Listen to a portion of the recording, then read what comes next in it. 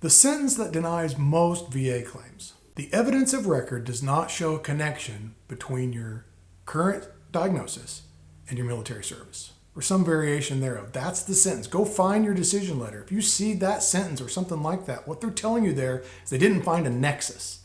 Not that the condition doesn't exist, not that they didn't find it in your military records. There's just no connection between the two. That's what a nexus letter does for you. So let's break it down. Evidence of record. That's not what's in your head, that's what's in your file. So the evidence of record, what they found in your file, the evidence of record that's in your file. If it's not documented, the VA doesn't know it exists. It's really a two-part problem, right? The VA has your file, so they see the in-service event. They have your diagnosis, so they see that part too. They're not disputing that. They just can't connect the two for you. So they deny the claim. They're saying, we see the two parts, but no one's built the bridge. The C&P exam often makes this worse. Think about it. You spend 15 minutes with an examiner who doesn't know you. He rushes through a DBQ filling out that form and then says likely not service connected or something to that regard. That becomes the basis for the denial at the VA. That goes into your record. And you didn't even know you had to protect against it. It goes less likely than not related to service with little or no rationale. The VA then uses that to generate that sentence that I started the video with. So the standard that the VA actually uses is this 50-50, at least as likely as not. That's 50% or greater likelihood that the condition was caused by service. So they don't need a certainty. A nexus is not a certainty, it's just the probability.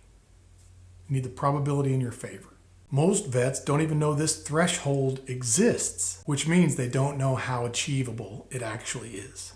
What fixes this is an independent medical opinion, or an IMO, which often is a nexus letter from a qualified professional that directly addresses that sentence head on with the backup of medical journal findings, research data, those sorts of things. And that's it. You're not filing a new claim, you're supplementing that claim with new evidence that supports your case. That's why they call that appeal a supplemental claim. You're supplementing your original claim.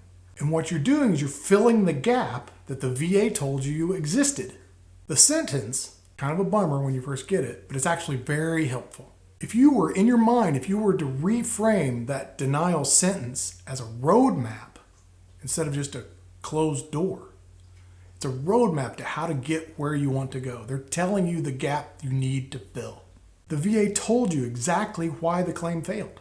Most vets treat that denial letter as a stop sign or a closed door or the end.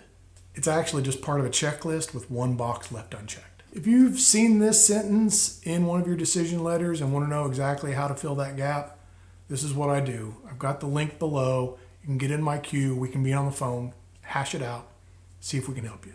Thanks for watching.